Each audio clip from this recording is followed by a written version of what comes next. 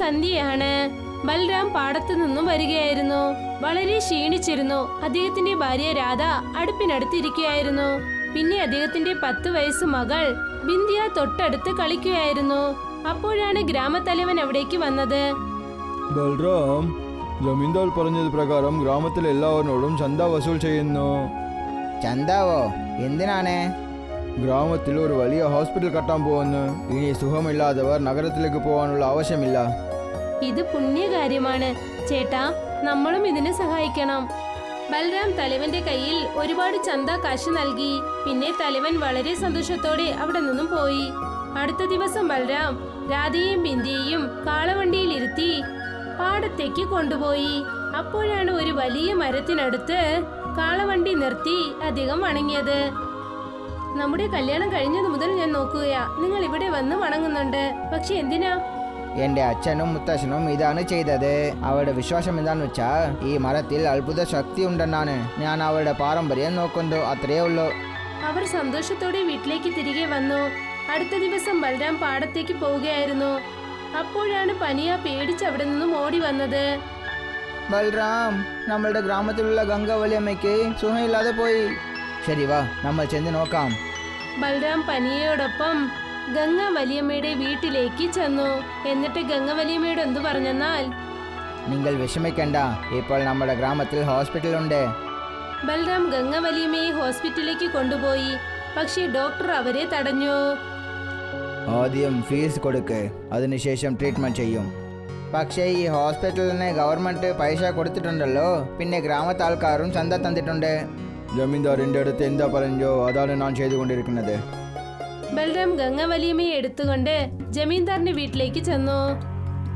ജമീന്ദാർ മുതലാളി, doctor treatment ചെയ്യുന്നില്ല. ഞാൻ ഈ ഹോസ്പിറ്റൽ തുറന്നത് പാവപ്പെട്ടവർക്ക് വേണ്ടിയല്ല. ട്രീറ്റ്മെന്റ് ചെയ്യണമെങ്കിൽ ആദ്യം പൈസ താ. ബൽറാമിന് മനസ്സിലായി ജമീന്ദാർ ഗ്രാമത്തിലെ ജനങ്ങളെ പറ്റിക്കുകയാണെന്ന്. വളരെ വിഷമത്തോടെ അദ്ദേഹം ഗംഗ വലിയമ്മയെ തിരികെ കൊണ്ടുപോയി. അടുത്ത ദിവസം രാവിലെ ബൽറാം എല്ലാ വശത്തും നോക്കി, എന്നിട്ട് പേടിച്ചുപോയി. ഷേടാ, ഗ്രാമത്തിൽ എല്ലാവർക്കും സുഖമില്ലാതെ പോയി. നമ്മുടെ ഗ്രാമത്തിൽ മാത്രമല്ല, നമുക്ക് അടുത്തുള്ള ഗ്രാമത്തിലും ഒരു കൊള്ളൈ നോയ് പരവിട്ടുണ്ട്. നമ്മൾ ഇതിനെപ്പറ്റി ജമീന്ദാരോട് തീർച്ചയായും സംസാരിക്കണം. തലവനും ബൽറാമും ജമീന്ദാറിന്റെ വീട്ടിലേക്ക് ചെന്നു. പക്ഷേ ജമീന്ദാർ അവരെ അപമാനിച്ച് വീട്ടിൽ നിന്നും പുറത്താക്കി. അദ്ദേഹം ഇത്ര അത്യാഗ്രഹിക്കുമെന്ന് ഞാൻ ആലോചിച്ചിട്ടില്ല. ഇപ്പോൾ നമ്മൾ തന്നെ ഏതെങ്കിലും ചെയ്യണം. ബൽറാം വളരെ വിഷമത്തോടെ തന്റെ വീട്ടിലേക്ക് തിരികെ വന്നു. അകത്തേക്ക് പോയതും അദ്ദേഹത്തിന്റെ ഭാര്യ രാധ വളരെ പേടിച്ച് അദ്ദേഹത്തിനടുത്തേക്ക് വന്നു. ബിന്ദിയ കിടക്കയിൽ കിടന്നുകൊണ്ട് നന്നായി ചുമച്ചുകൊണ്ടിരുന്നു. നിങ്ങൾ എത്തിയോ? അത് കണ്ടോ? നമ്മുടെ മകൾ ബിന്ദിയ നന്നായി ചുമക്കുകയാണ്. ഇവൾക്കും ആ വൈറസ് അഫക്റ്റ് ആയോ എന്ന് എനിക്ക് തോന്നുന്നുണ്ട് ചേട്ടാ. ഇല്ല ഇല്ല, അങ്ങനെ പറയല്ലേ രാധ. ഞാൻ ബിന്ദിയവനെ നഗരത്തിലേക്ക് കൊണ്ടുപോകും. അവിടെ അവൾക്ക് തീർച്ചയായും ട്രീറ്റ്മെന്റ് ചെയ്യും. പക്ഷെ എങ്ങനെയാ ചേട്ടാ? നമ്മുടെ കൈവശം കാശില്ലല്ലോ. നിങ്ങൾ നമ്മുടെ കയ്യിൽ ചേർത്ത് വെച്ചിരുന്ന കാശെല്ലാം ഹോസ്പിറ്റലിലേക്ക് ദാനമായി നൽകിയിരിക്കുന്നു. ഇനിയും നമ്മുടെ പാടത്ത് കൊയ്ത്തു പോലും നടത്തിയിട്ടില്ല. നീ വിഷമിക്കണ്ട, നമ്മുടെ ഗ്രാമത്തിൽ ഹോസ്പിറ്റൽ ഉണ്ടല്ലോ. ഞാൻ ബിന്ദിയവനെ അവിടെ തന്നെ കൂട്ടിക്കൊണ്ടുപോകും. പക്ഷെ അവിടെയുള്ള ഡോക്ടർമാർ പേഷ്യന്റിനെ തിരിഞ്ഞു പോലും നോക്കുന്നില്ല. ഇല്ല, ഞാൻ വീണ്ടും അവിടേക്ക് പോകും. ഞാൻ ഡോക്ടർ കാലിൽ വീണും ട്രീറ്റ്മെന്റ് ചെയ്യും. ആവശ്യമെങ്കിൽ ജമീന്ദാരുടെ കാലിൽ പോലും ഞാൻ വീഴും. ബൽറാമും രാധയും സുഖമില്ലാത്ത തന്റെ മകളെ എടുത്തുകൊണ്ട് ഡോക്ടറെ കാണാൻ ചെന്നു. ഡോക്ടർ പേഷ്യന്റിൽ നിന്നും ദൂരെ നിൽക്കുകയായിരുന്നു. ബൽറാം അദ്ദേഹത്തെ കണ്ടതും തന്നെ അദ്ദേഹത്തിന് അടുത്തേക്ക് ചെന്നു. ഡോക്ടർ സാർ, എൻ്റെ മകളുടെ അവസ്ഥ വളരെ മോശമായിട്ടുണ്ട്. ദയവ് ചെയ്ത് അവൾക്ക് ട്രീറ്റ്മെന്റ് ചെയ്യൂ. ഇവിടെ എന്ത് പുറത്തു പോകൂ. ഇത് ഒരു കൊള്ളൈ നോയാണ്. ഇത് എനിക്കും വന്നാൽ എന്താ ചെയ്യാ? നിങ്ങൾ ഡോക്ടറാണോ വ്യാപാരിയാണോ? നിങ്ങളുടെ മനസ്സിൽ കുറച്ചു പോലും കരുണയില്ലേ? എവരിടത്ത് പൈസ ഉണ്ടോ അവർക്ക് മാത്രമാണ് ഞാൻ ട്രീറ്റ്മെന്റ് ചെയ്യും. ഒരുപക്ഷെ നിന്റെ കയ്യിൽ പൈസ ഉണ്ടെങ്കിൽ താ, ഞാൻ നിനക്കും ട്രീറ്റ്മെന്റ് ചെയ്യും. രാധ കരഞ്ഞ് അദ്ദേഹത്തോട് യാചിച്ചു. പക്ഷെ ഡോക്ടർ ഒട്ടും തന്നെ സമ്മതിച്ചില്ല. പിന്നെ ഹോസ്പിറ്റലിൽ നിന്നും ബൽറാം ജമീന്ദാറിന്റെ വീട്ടിലേക്ക് ഓടി. ജമീന്ദാറിനോട് 2 കൈയും കൂപ്പി ചോദിച്ചു, മുതലാളി, എൻ്റെ മകൾ മരണാവസ്ഥയിലാണ്. എനിക്ക് പലിശയായിട്ട് കുറഞ്ഞം പണം തരൂ. എൻ്റെ കൃഷി എടുക്കുമ്പോൾ ഞാൻ പണം തിരിച്ചു തന്നേക്കാം. എന്ന് വെച്ചാൽ ആ കൊള്ളൈ നോയ് നിന്റെ മകൾക്കും വന്നെന്നാണോ? ഇനിയും കുറച്ച് ദിവസത്തിൽ നിനക്കും ആ നോയ് വരും. ഇപ്പോൾ ഇവിടെ നിന്ന് പോയിക്കോ. ബൽറാം നിരാശയോടെ തിരികെ ഹോസ്പിറ്റലിലേക്ക് വന്നു. പക്ഷെ അവിടെ ചെന്ന് അധികം നോക്കിയപ്പോൾ രാധ ഏങ്ങി ഏങ്ങി കരയുകയായിരുന്നു. എന്താ പറ്റിയത് രാധ? ബിന്ദിയ ബിന്ദിയ നമ്മളെല്ലാരെയും ഇട്ടിട്ട് പോയി ചേട്ടാ. അവൾക്ക് നല്ല സമയത്ത് ട്രീറ്റ്മെന്റ് നൽകിയിരുന്നെങ്കിൽ നമ്മൾ അവളെ രക്ഷിച്ചിരിക്കാൻ ചേട്ടാ.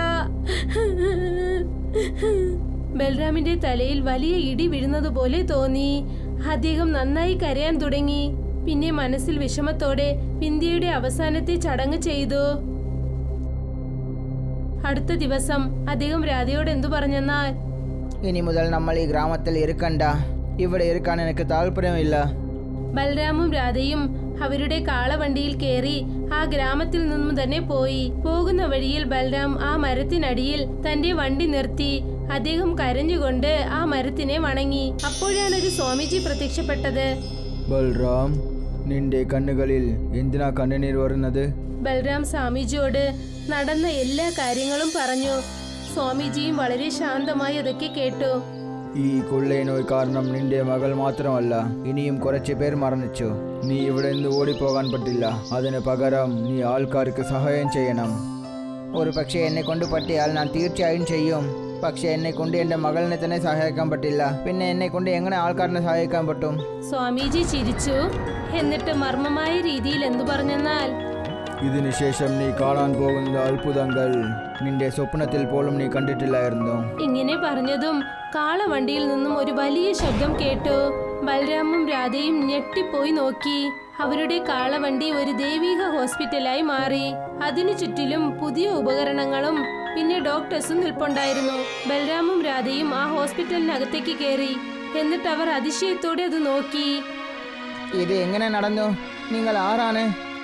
ഞാനൊരു മായാവി സാധുവാണ്. പല കൊല്ലങ്ങളായിട്ട് ഈ മരത്തിലാണ് ജീവിക്കുന്നത്. ഈ മരത്തിനെയാണ് നീയും നിന്റെ പൂർവികളും വണങ്ങിക്കൊണ്ടിരുന്നത്. ഇതാണ് ഞാൻ ജീവിക്കുന്ന പ്രദേശം.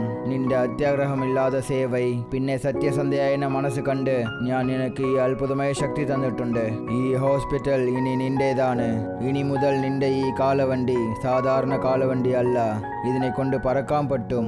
നിന്റെ കടമ എന്താണെന്ന് വെച്ചാൽ ആവശ്യമുള്ളവർക്ക് വൈദ്യം കിട്ടണം. സ്വാമിജി ഇങ്ങനെ പറഞ്ഞിട്ട് മാഞ്ഞുപോയി. ബൽറാം ആ കാളവണ്ടിയിൽ ഇരുന്നു. അതിലിരുന്നു കൊണ്ട് അദ്ദേഹം പറക്കണമെന്ന് പറഞ്ഞതും തന്നെ കാളവണ്ടി ആകാശത്ത് പറക്കാൻ തുടങ്ങി. ഗ്രാമം മൊത്തം കുഴപ്പത്തിലായിരുന്നു. ഒരു കുടിലിനകത്ത് സുഖമില്ലാത്ത ഒരു കുട്ടി ചുമച്ചുകൊണ്ടിരുന്നു. അയ്യോ ദൈവമേ, എന്റെ മോന് ഒട്ടും സുഖമില്ലാതെ ആയിരിക്കാണ്. ആരെങ്കിലും ഒന്ന് സഹായിക്കാൻ പറ്റുമോ? ഈ ഗ്രാമത്തിൽ എവരും സഹായിക്കില്ല. നമ്മളുടെ കഷ്ടവും എവർ കണ്ണിലും തെരിയുന്നില്ല. അപ്പോഴാണ് കാളവണ്ടിയിൽ നിന്നും രാധയും ബൽറാമും ഇറങ്ങിയത്. വിഷമിക്കണ്ട അനിയത്തി, ഞങ്ങൾ നിങ്ങളെ സഹായിക്കാൻ വന്നതാണ്. കാളവണ്ടിയുടെ കതകു തുറന്നു. അകത്തുള്ള കാഴ്ച തന്നെ മാറി. അകത്തൊരു വലിയ ഹോസ്പിറ്റൽ ഉണ്ടായിരുന്നു. വെളുത്ത വസ്ത്രങ്ങളിട്ട ഡോക്ടേഴ്സ് റെഡിയായി നിന്നു. അലമാരയിൽ ഗുളികകളൊക്കെ ഉണ്ടായിരുന്നു. ഇതെങ്ങനെ സാധിക്കാനാ?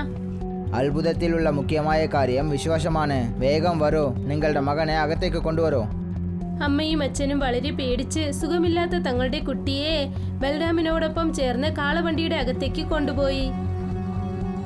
വിഷമിക്കണ്ട, നിങ്ങളുടെ മകന് ഒരു പ്രശ്നവുമില്ല. നമ്മൾ ശരിയായ സമയത്ത് അവന് വൈദ്യം ചെയ്തിട്ടുണ്ട്. കാളവണ്ടി വീണ്ടും പറക്കാൻ തുടങ്ങി. ഒരു പുതിയ പ്രകാശത്തോടെ, ഒരു പുതിയ വിശ്വാസത്തോടെ സഹായം ആവശ്യമുള്ളവരെ സഹായിക്കാൻ പോവുകയാണ്. ചില ദിവസങ്ങൾക്ക് ശേഷം ജമീന്ദാറിന്റെ കൊട്ടാരത്തിനകത്ത് വലിയൊരു കുഴപ്പത്തിലായിരുന്നു. ജമീന്ദാറിന്റെ മകൾ ഗൗരി വലിയ പനി കാരണം കിടപ്പിലായിരുന്നു. വൈദ്യനും ഡോക്ടറും നിൽപ്പുണ്ടായിരുന്നു. പക്ഷെ അവർക്കൊന്നും ചെയ്യാനായില്ല. ഡോക്ടർ, എന്തെങ്കിലും ചെയ്യൂ, എന്റെ മകൾ മരണാവസ്ഥയിലാണ്. എന്നെ ക്ഷമിച്ചേക്കു ജമീന്ദാർ ചേട്ടാ. നിങ്ങളുടെ ഹോസ്പിറ്റലിൽ ഈ വ്യാധിന് തീരുണ്ടായില്ല. എന്നെ കൊണ്ട് എല്ലാം ഞാൻ ചെയ്തു കഴിഞ്ഞു. ഇനി എന്തെങ്കിലും അതിശയം നടന്നാലേ പറ്റൂ. അപ്പോഴാണ് ബൽറാമിന്റെ മാന്ത്രിക കാളവണ്ടി വലിയൊരു പ്രകാശത്തോടെ വീട്ടിന്റെ വാതിൽക്കൽ വന്നു നിന്നത്. ബൽറാം ഗൗരിയെ എടുത്തുകൊണ്ട് ആ കാളവണ്ടി ഹോസ്പിറ്റലിനകത്തേക്ക് ചെന്നു. കുറച്ചു സമയത്തിനകം ഗൗരിക്ക് ഓർമ്മ വന്നു.